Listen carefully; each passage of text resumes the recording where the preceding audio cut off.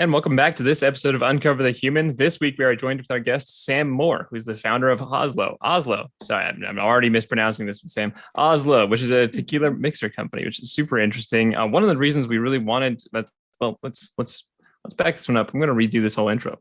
that was sloppy. Okay, we each get one, and then we might get more, but we each get one for sure. Everybody gets one. All right. Well, hello and welcome back to this episode of Uncover the Human. This week, we are joined with our guest, Sam Moore, who founded the tequila mixer company, Hazlo. Welcome to the podcast, Sam. Thank you, Alex. It's great to be here. I'm excited for today. We're really excited to have you here.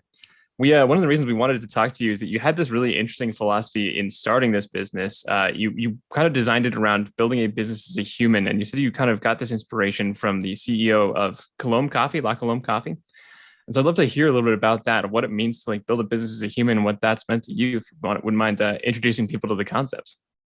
Yeah, well, like I said, really excited to be here, and it's kind of funny how we talked about this. Serendipitously in our own personal conversations. And then lo and behold, you guys have a podcast called Uncover the Human. So it worked out pretty well. But it's something that I was able to go to the BevNet conference, which is a major beverage conference, kind of a national conference that was held in LA back in 2019, pre-COVID times. I was able to attend the session. That was the founders of La Colombe Coffee and Chobani Greek yogurt company.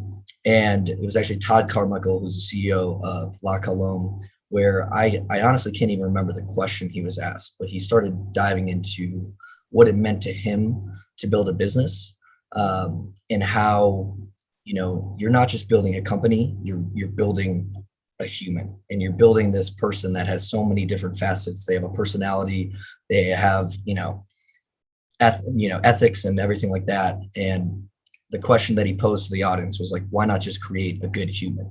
And I just vividly remember turning to the person next to me, who I had no idea who they were. We just were all sitting at this random panel together, but just being, wow, I'd never heard anything articulated in that fashion about building a business. And it really took hold of me. And so that was, end of 2019. And I was about, let's say, 6 months into figuring out what Hazlo was, or I should say a year and 6 months. So it was 2018 that I started this thing.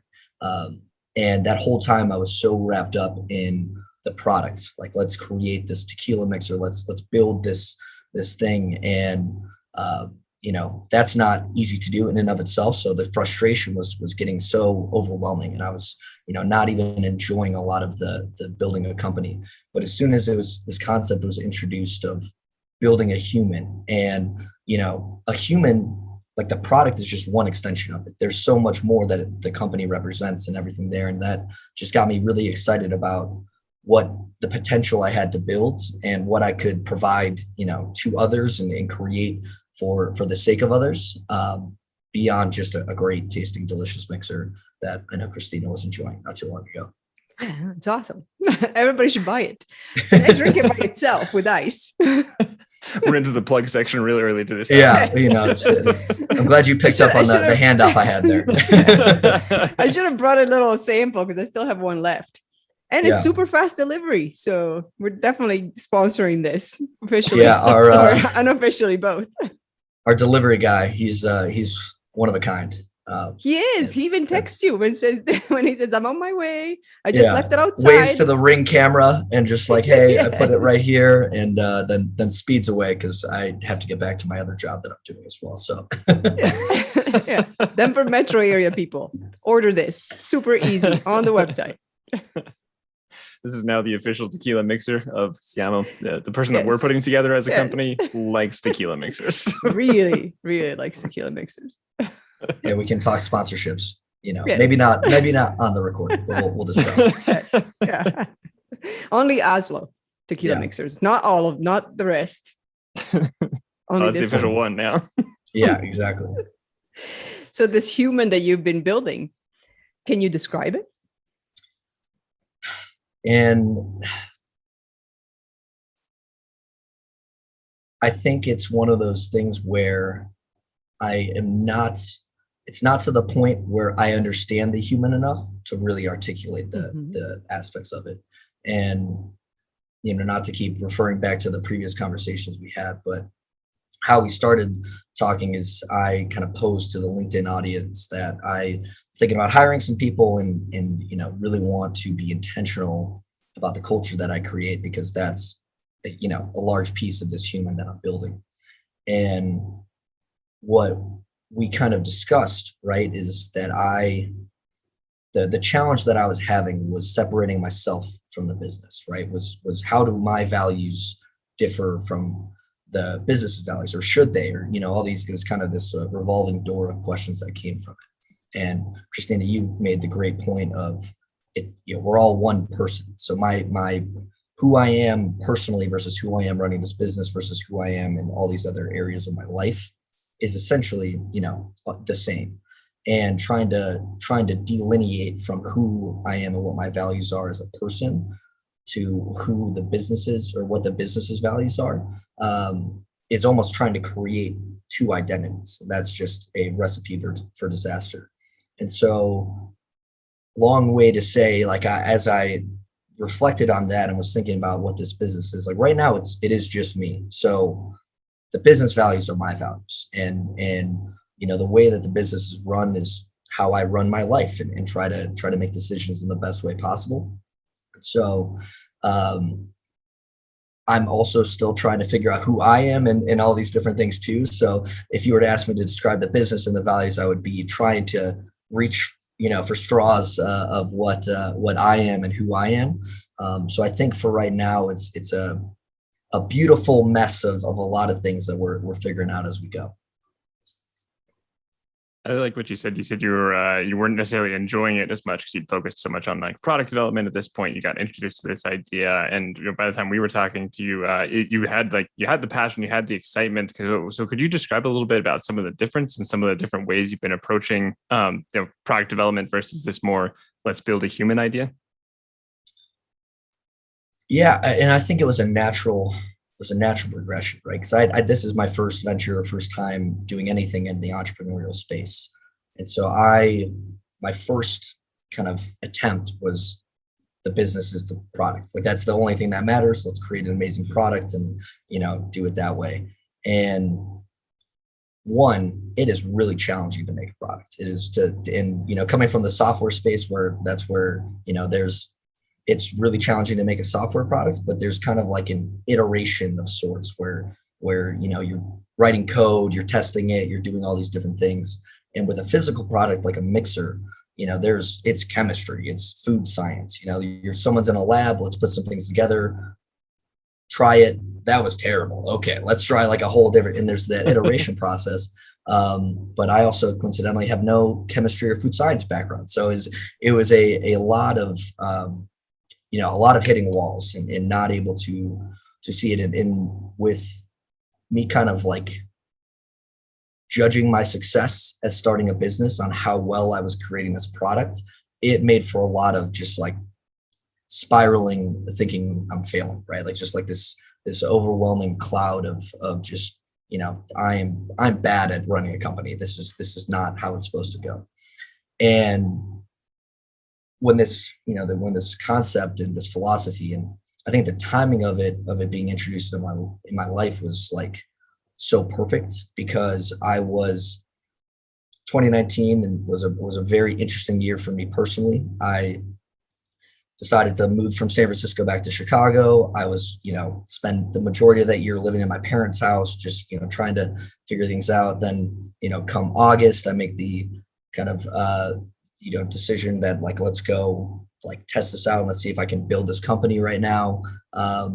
It was 2019 was a year of personal growth, but in like a very like siloed way, where I was just like eating right, working out, doing all the things that I was checking the boxes of what someone does to get like this personal growth. But when this concept of like there's so many facets to it, and it's this philosophy, it's the way you approach life, the way you have conversations, it was almost like that siloed scope got widened, And I started approaching everything in my life a little bit differently.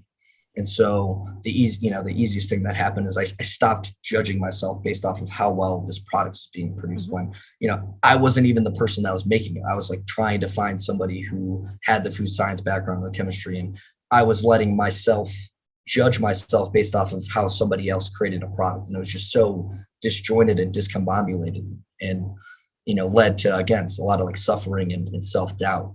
But as soon as I started thinking about it as, human, then it's like, okay, regardless of how the product goes, how am I talking to people? How am I conducting myself? How hard am I working at this, but also how hard am I working at, being the best person I am, being the best son I can be, all these different layers. And like that in and of itself, making up who Sam is, the human, to then translate to Hazlo, the human. And, lo and behold, a month later, that's when the formula was finished. And it just kind of like, it was that alignment piece where all the dominoes started falling and things came together. And again, quick shout out to my formulator, Eden, the head of the mixology department at the Violet Hour. She made an incredible product, and finding her was a part of that path to self-discovery in 2019 that's ongoing. But yeah, it was incredible how having my scope widened and seeing it a little bit differently ended up completing this thing of finishing the product that I was judging myself based off up until then. It's such a wonderful approach to not get stuck on the company's the product, because it's true, the company's not the product. Also, because it's going to change if you actually want to keep growing and doing everything that like a human life throws at you. Things are going to happen and the company's going to have to adapt.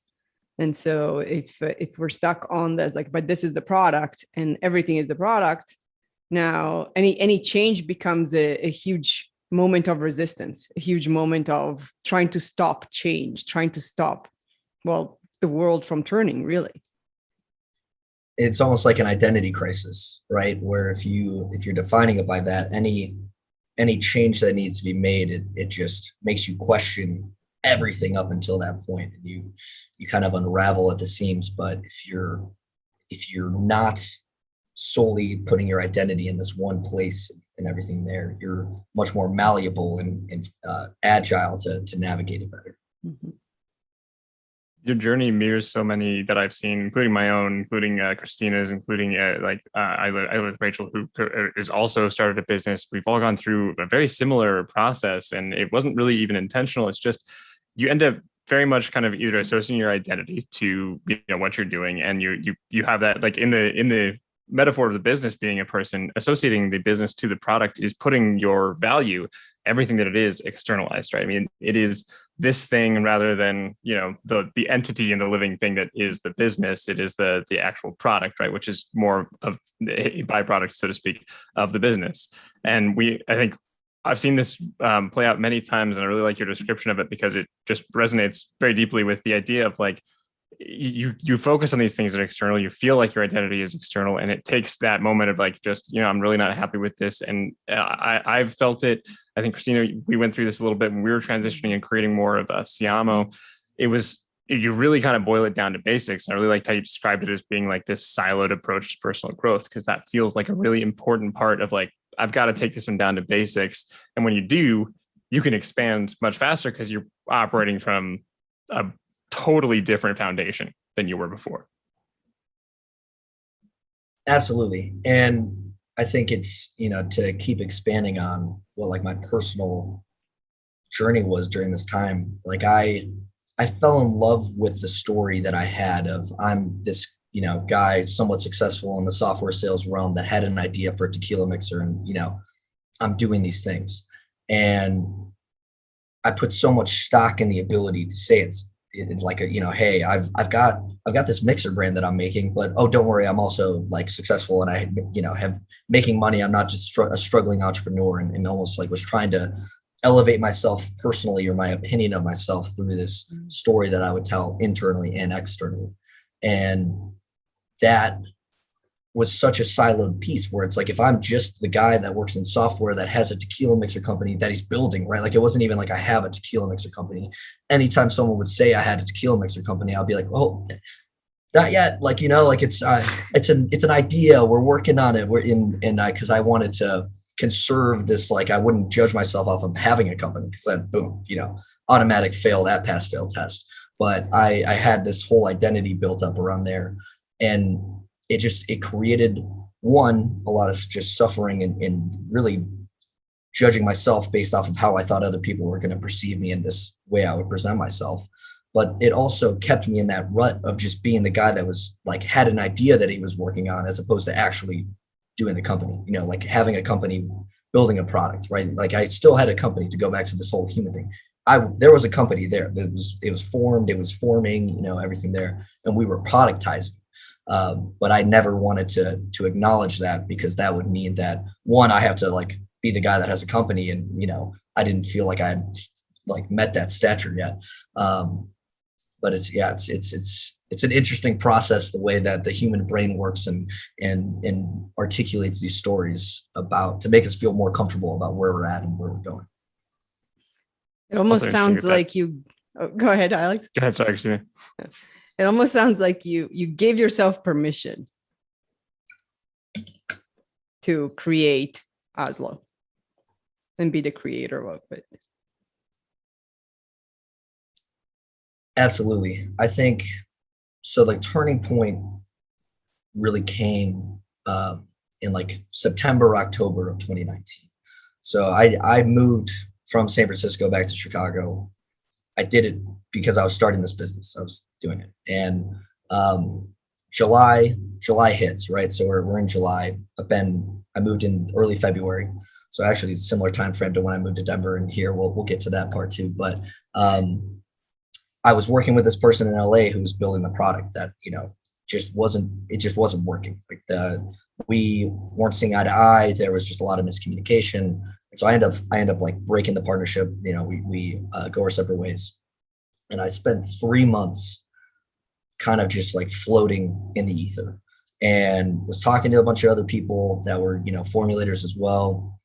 And it just, I would get to the point of like, here's the contract, here's like everything. And I would just, in my gut, was like, this is going to be the exact same situation as the last one.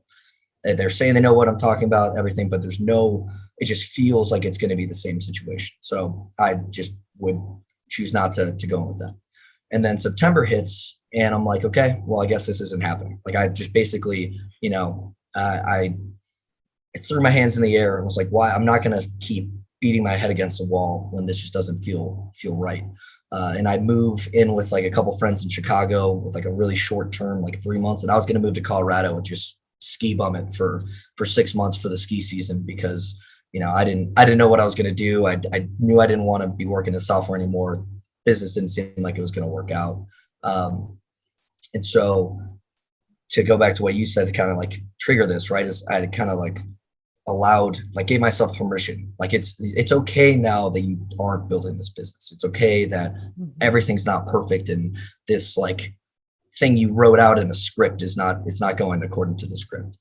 And I get a text, or I get an email from Eden. I mentioned her earlier, but we had spoken on the phone in June, like when I was working on this formulator with the other formulator prior to parting ways. And we had a quick phone conversation. We were trying to set up coffee, and she's in the beverage world. She works at the Violet Hour, but also does a lot of other things within the beverage community of Chicago. And I get a text in early October, like, hey, I'm free on Thursday. Let's grab coffee. And instantly I'm like, okay, there's no way I'm going to this meeting. Like, the whole premise of this was like me building this business and us talking as entrepreneurs. And I put my hands in the air. I thought I waved the white flag. Doesn't everyone know I'm not an entrepreneur anymore? Like, why are you contacting me about this stuff? And I like, everything told me not to go, but it is like a 4-month buildup that I just was like, you know what, we're going to do it. Let's just see what happens. I'll go have a coffee with her. Worst case scenario, I spend 30 minutes, maybe make a new friend, we'll go our separate ways. Sit down to coffee, and she just like very casually like asked me how things are going. And I legitimately just like reflexively start spilling everything, like 20 minutes nonstop Sam talking of how everything's just not working. I can't, I want to make this thing. No one can make it for me. Like, I'm so frustrated. I don't know what I'm doing. I think I'm moving to Denver or Colorado. Like, it's just this whole, 20-minute thing. And she just let me go, like didn't interrupt it for a second.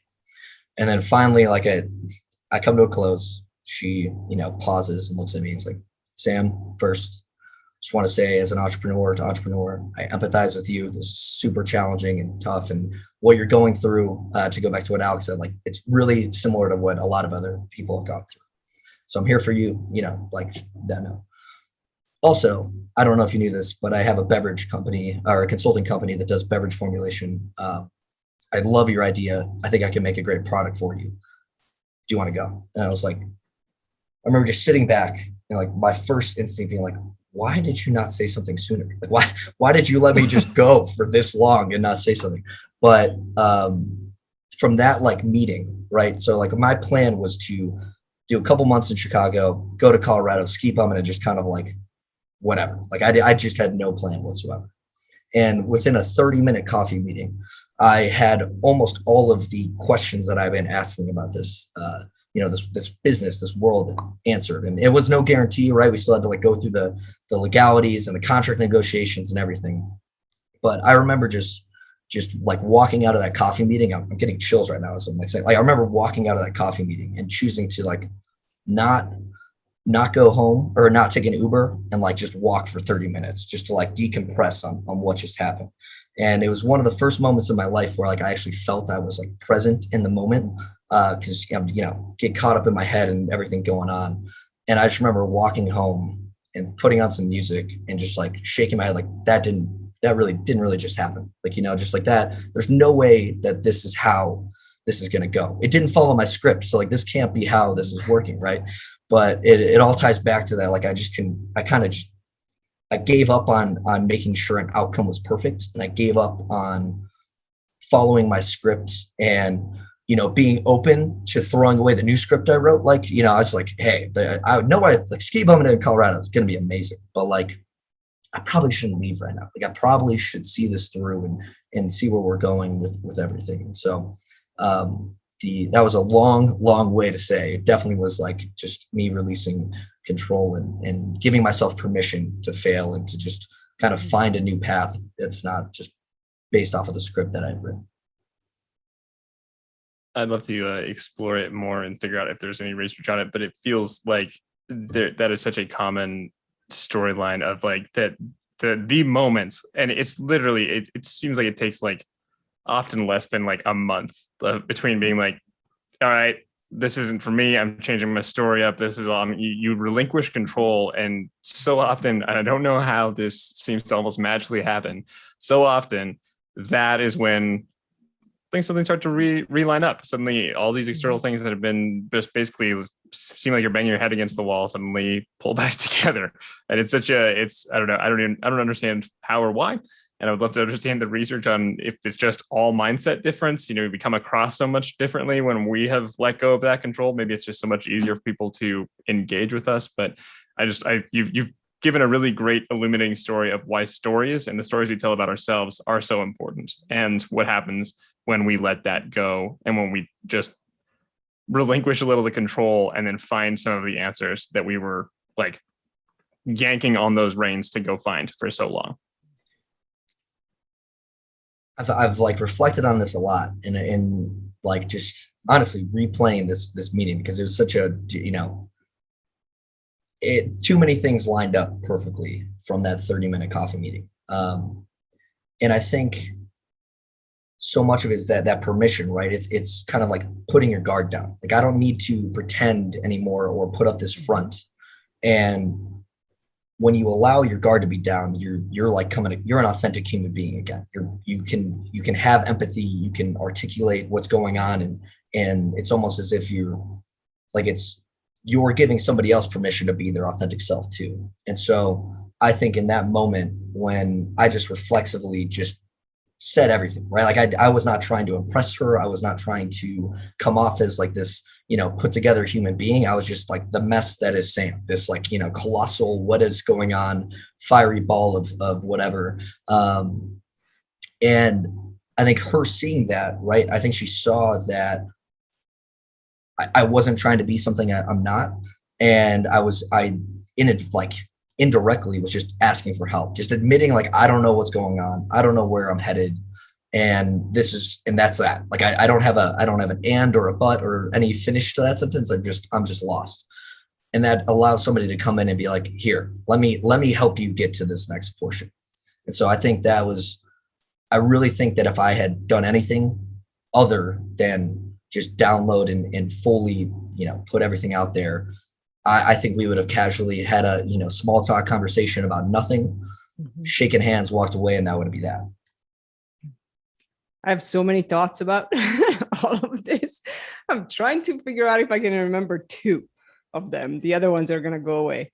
But on the giving ourselves permissions, or something that Alex, that you mentioned, is like, why does it always happen that the minute we release, the answer comes, or the solution comes, or whatever it is that we're looking for, that we were holding on so badly.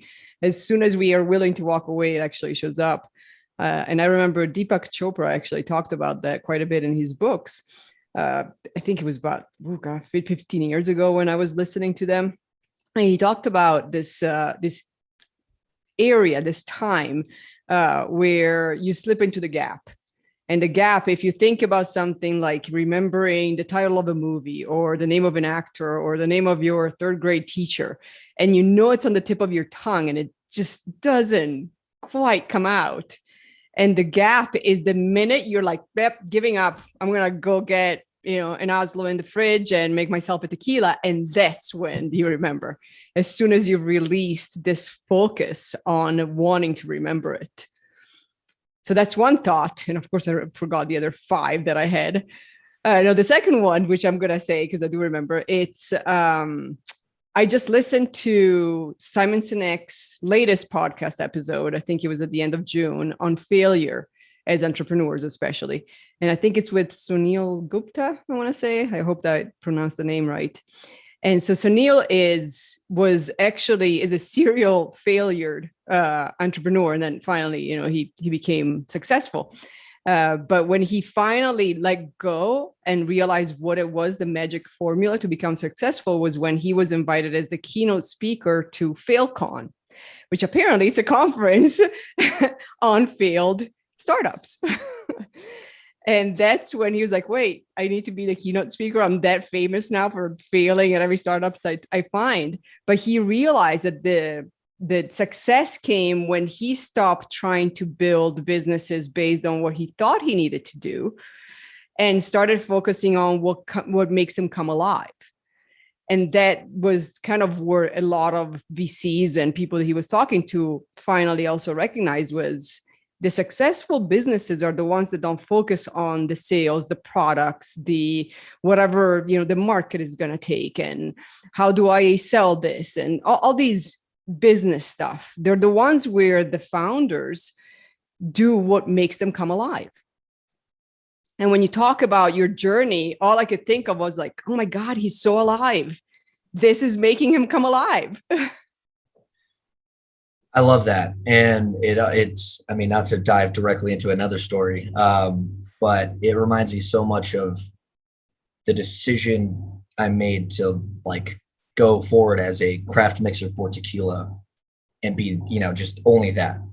And I think, still to this day, right? Like I would say 2 out of every 3 people that I tell like this business, this product I have and everything, they're like, so why just tequila?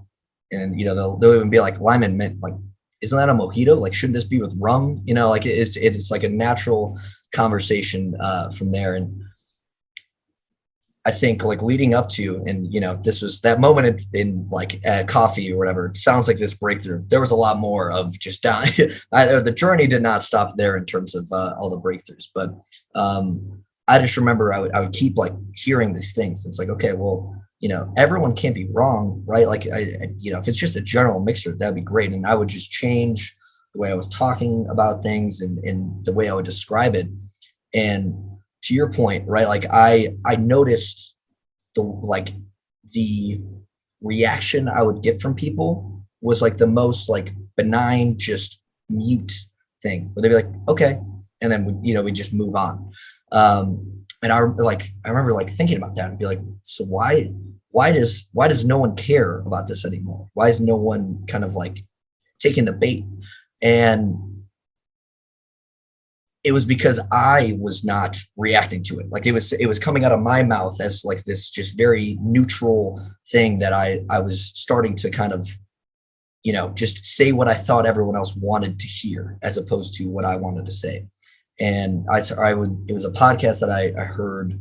That was the Tim Ferriss show, one of my favorite podcasts. He did an interview with Seth Godin, really well-known author and blogger.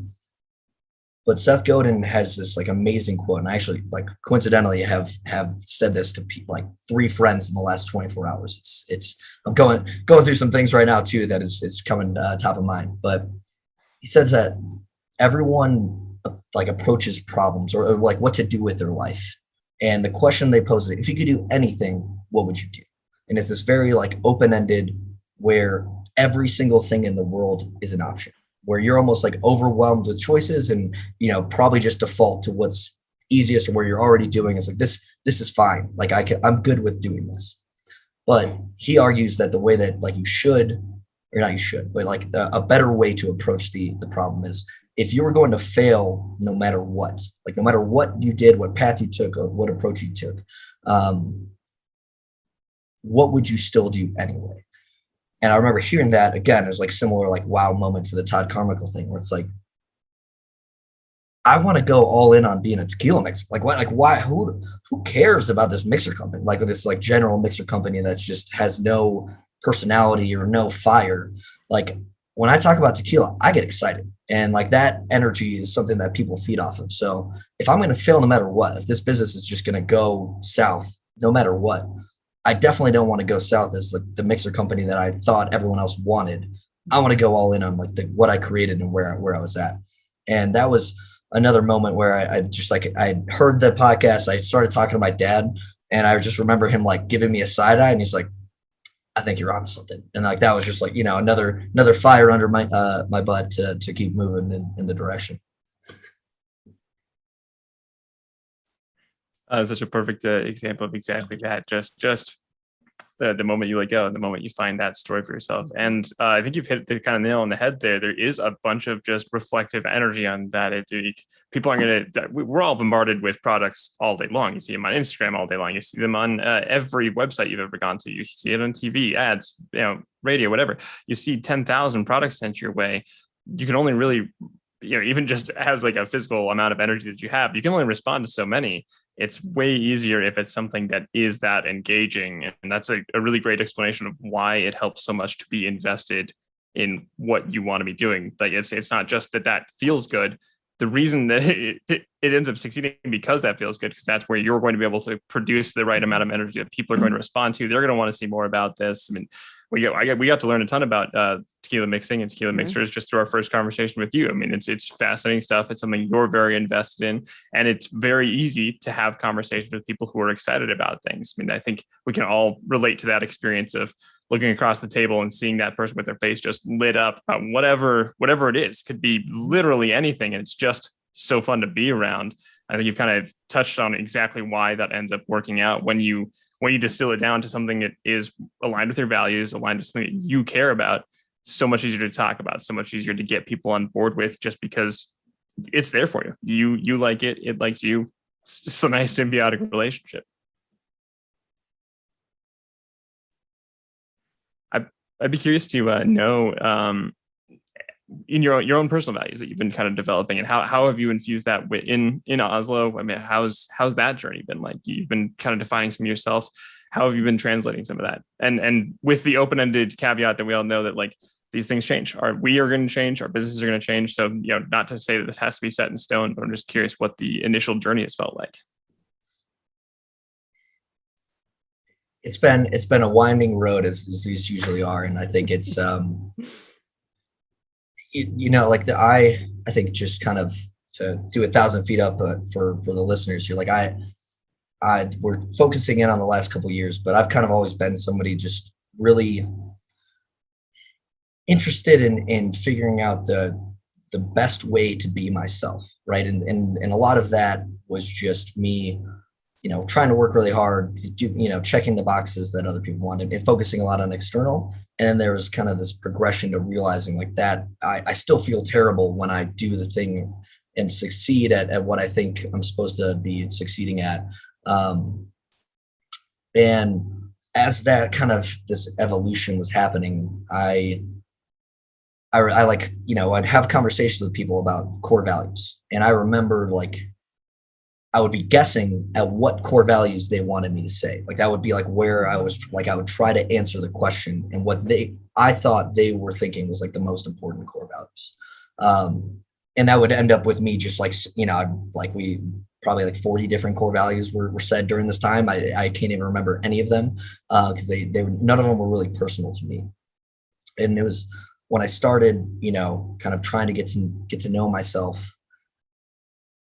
I was like reflecting on what are the areas that I think I need the most focus on, and not necessarily like what are my weaknesses, but I kind of saw core values as a way to like wake myself up to recognize where I needed to pay attention to and where I could at best kind of steer myself and avoid, me making mistakes and falling into bad habits. And the first core value that came to mind was honesty. And it kind of like, goes perfectly with what I was just saying, where I was answering questions based off of what I thought other people wanted to hear. And nothing about that was honest or truthful to who I was. And so I just remember, like there was just a decision was made that I want to lead with honesty every second of every day and just kind of put myself out there. And so that was like the first pillar that was built, and just like having conversations with people and not, I just to give more details on this. Like I was the type of guy that like I would get a 92 on a math exam. And depending on who I was talking to about that math exam, if I thought they did better than me, I would say like probably get a 95. If I thought they did worse than me, I would take it down to like an 82, just to kind of like raise and lower levels based off of that. And I lived my life for, whatever, 20 some odd years like that. And it was exhausting. It was so just taxing mentally and emotionally to constantly be just like morphing myself every second of every day. So that was the first kind of most important thing that I made a decision that I just wanted to be honest at all times. Then came that was the only one that was really there. And I thought that was I think that was a pretty good, just like overarching value, but I actually took a like values assessment. I can't remember the name of it, but it was for one of the previous companies I worked for. And I think it's like based off of the 30 different values here, like the ones you score the highest in. The one that was like the overarching category was like love. And I remember just sitting, like looking at that screen and being like, I love people. Like I love things. I love sports. I love to, like there's I'm a very kind of emotional, like love forward person. You ask any of my friends, I'm, big hugger, big, I want to embrace people. And that, like, to go based off of the honesty thing, like that felt true as like the second pillar to me. And then as I started filling it out and I didn't want to just pick on it. So we're getting to 4. I guess I should have prefaced with that. There's 4 total that I'm going to talk about. The next one, I just wanted to, still in that same vein of like how to live my life, how to just like focus my energy and attention. And I chose like a pretty general one of just hard work. And so much of that like built on the previous one of honesty, and that I played sports growing up. I've worked at several different jobs. I did school and everything. And I remember, I never felt like I gave a 100% max effort at anything I did. It was like I would try, but there was like I would almost like try to cradle myself to failure and give myself an excuse as to why I didn't succeed in that moment. So I wanted to just like focus. Let's just 100% max it. Like we're hardworking. We do our best at everything, no matter whatever that level is. And that kind of leads perfectly into my final one, which is courage. And just this, I think so much, and it's probably been interwoven through all of these, right? Is like the courage to be myself, the courage to just not try to do anything, the courage to try 100% and fail and be okay with it no matter what the outcome is. Like that is something that I feel like I lacked for a lot of my life. I was scared of failure. I was scared to be myself. I was, afraid of being discovered as this fraud. But the, courage, just saying that to myself every day is like, today we're going to be courageous. Like, let's go do something that otherwise in every other stage of my life, I probably would have opted out of or given myself some excuse as to why I didn't try or do something. And so those are the core values that I recite to myself every morning and night. Like I follow like the Napoleon Hill money statement, and I say that to myself in the morning and night. And I remember when I would say the money statement before I had my core values figured out. And then I remember saying the money statement after the core values, like, okay, I'm going to get this money, but like only through living this way. Like I can't, these things have to be connected. So it's a good, consistent reminder for me on how I want to approach the day. And again, how I'd like to go back to the first thing we talked about, which is like building the human, right? How I want to interact with everybody at all times. It's such an important piece to do that work, to figure out what the values are. And it's interesting because we're big believers in using values to drive pretty much anything, life decisions, a company, how you interact with people, how you show up, how you figure out when you're not showing up as your best, and what's causing that. And it's, I'm sure there's data and research out there, but it's way deeper than just a paper or a report or a scientific finding. It's like what you described is when you were not being honest, and honesty is one of your top values, and it's the first one you mentioned, so it is your top value. Then it's the disturbance. It's that your life is not going the way it's supposed to be. Things are harder. You don't feel well.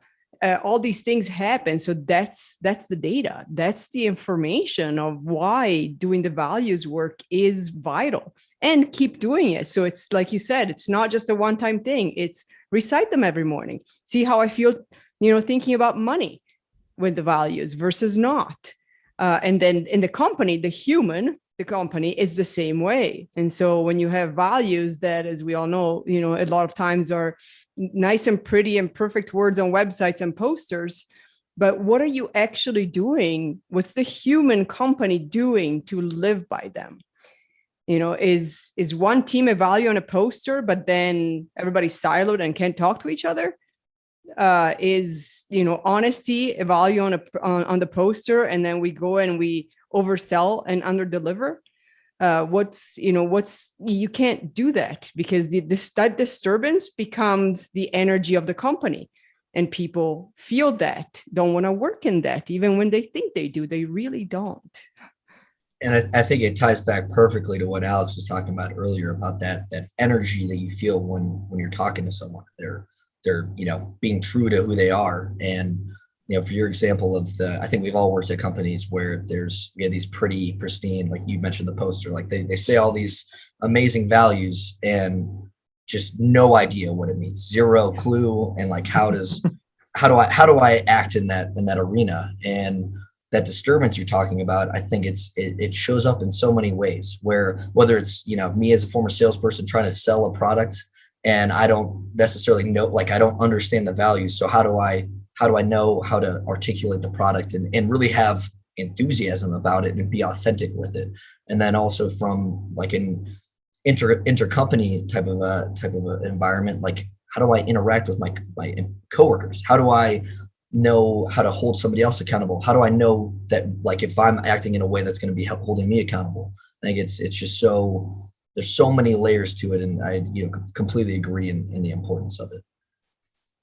I'm going to go ahead and answer my own using your stories. I was wondering how how it always seems like it works out when we start to let go of things. And when I think about it, especially in reflection, your story talking when you talked with Eden, was her name? Eden, yeah. When you had that conversation with Eden, I think one of the reasons that it ends up working out so well is that when you let go of everything, what is left and what is going to be there are your values. And when you had that conversation with Eden, all four of your values were on display in spades on that one. I mean, it takes full honesty. You just let the mess of your life be the mess of what you wanted to say, and you just got it out. It took incredible courage just to do that, to go have the meeting where you're like, I'm not even sure I'm going to have this meeting.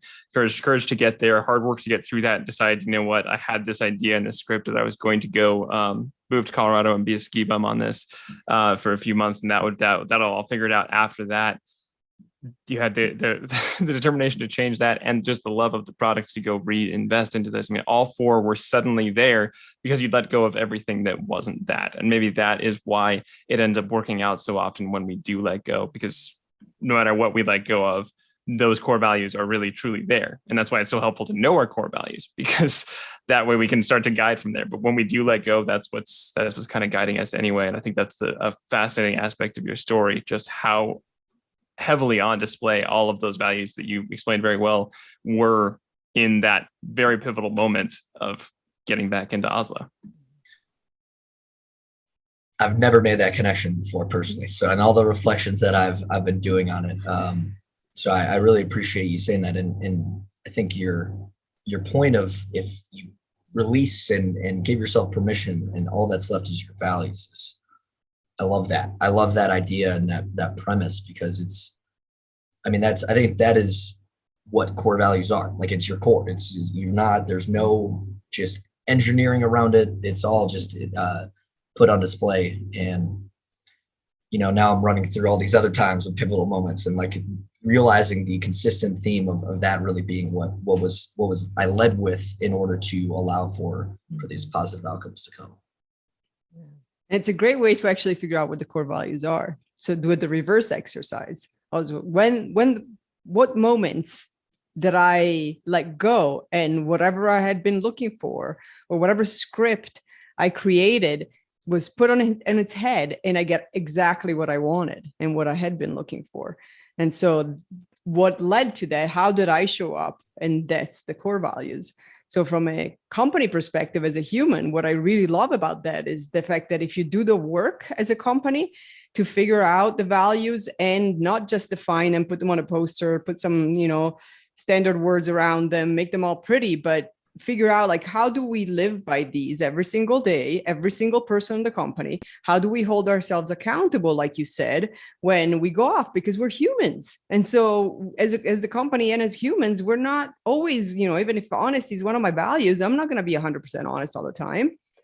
It's just the way it is, whether it's a white lie or not, it's just not going to happen. And so how do I hold myself accountable, and how do others hold me accountable when they notice that we did not act according to our values? And so that's when you can realize, hey, is this client the right fit? Oh, it seemed like the right fit when we went through the sales process, and it's turning out not to be. Okay, as a company, there's a decision to be made. Go back to your values. That's how you make that decision. You can keep the client and set boundaries based on your values, or you can walk away depending on how much they've been challenged. When a project goes south, when there's a pandemic, go back to your values and figure out what you're going to do as a company. That's your answer. It's like you said, you shed everything else and you let it go. Your answer is right there, staring at your face. And I'm not passionate about values at all. Yeah, I felt it. Like we all took a moment to just absorb what came through the screen there. I think it's so powerful, and just it's from a personal standpoint, from a company standpoint. If you're like failing or sputtering, or just feel like you're not making progress in certain areas, it's just take a pause. What am I doing? Am I living by my value? Right? Like, it's such an easy way to like find that compass to point you back to the direction you want to go. And then from like you said, from even both standpoints of a decision-making process, like how much easier can it get to make a decision? It's like, does it go against any of these things that we hold, so valuable to us? It's our, our values. Like I think it's so powerful. And, thinking about the companies that I admire and really, really look up to and try to emulate, from what I can tell, that's where they've really kind of figured it out and understand that that's every step of the way we're leading in this way. It's a fascinating conversation, and thank you so much for joining us, Sam. I'm pretty sure we could talk about this for another 4 hours, and likely will over some tequila at some point with a mixer to be named. Yeah, to be named later. Fill in the blank. It only costs X amount of dollars. Yeah, sorry. It's really good. Go buy it. But one thing we love to ask people, and you've done a great job of eliminating a lot of this already, but just if you have kind of a summarized version almost, we love to ask everybody what your definition of authenticity is, what that means to you. You guys are challenging me with the summarized version. I think I could pontificate on this for a long time. It's not 3 words only. You can go on for a while. Yeah. I think I think authenticity is, in the simplest form, being your true self, and to go off of a lot of what we talked about, not feeling like you need to put up a front and not putting up a front and not pretending and being torn down to whatever's left, which is the core values as we discussed. But I think it's just, in the simplest form, being your true self and being okay with being your true self is the point I would add at the end. Very great summary. Yeah, thank you. You challenged me. I try to rise to the challenge when I can. But no, this is a lot of fun. And like you said, we probably will do parts 2, 3, 4, and 5 over some tequila in Hazlo for too long. Yes, definitely. So where can people find you? A few times. Oh, sorry. Yes, exactly. That's exactly it. That brings us to our other point. Where do people find you? Yeah. So I would love if as many people as possible could follow the Hazlo Instagram account. It's at Drink Hazlo, and Hazlo spelled Hazlo. I also do, some personal things on LinkedIn as well as Instagram. I think how we started having these conversations was we connected over LinkedIn, and so that's a great way to find me. If you type in Hazlo on LinkedIn, there's only one employee, it's yours truly, so you'll find me really easily that way. And then on Instagram, I'm do_s'more. S-more was my initials. Nickname in high school was S'mores, so we tried to include that. But Hazlo, and I'm going to finish with this because we talked about it pre-recording and decided didn't put it in. But Hazlo is the command form of hacer. It's a Spanish word that means do it. And so very action-oriented, very very much you can probably now reflect on the things I've been talking about and why that word means so much to me and why it became the name of my company. But yeah, Hazlo on Instagram, LinkedIn. We're elsewhere, but those are probably the best places to find me. I love the explanation. I was about to ask you, so you beat me to it, of what Hazlo means. And same wavelength. It only took us an hour, and we're grooving. We're in the flow state. I think it only took us about a minute in the first conversation, but sure. That's fair. 2 hours plus a minute. Yeah. And but yeah, it's awesome. I love the name. I mean, clearly, given our company's name being Italian, that means something that really resonates with us, and probably our biggest core value is we are finding that you did the same thing. You found a name that means exactly the core of what the company is, the human. It's the human. Well, I think in these next parts, I'll talk about discovering that word and the origin story of it all, because that in and of itself is another one. But I've talked. I feel like I've talked enough, guys. So part 2. We'll leave that as a teaser for part 2. Yeah, there we go. I love it. Thank you so much for joining us, Sam, and thank you so much, everybody, for listening. It's been a wonderful conversation. Yeah, thanks, guys. We'll do this again soon.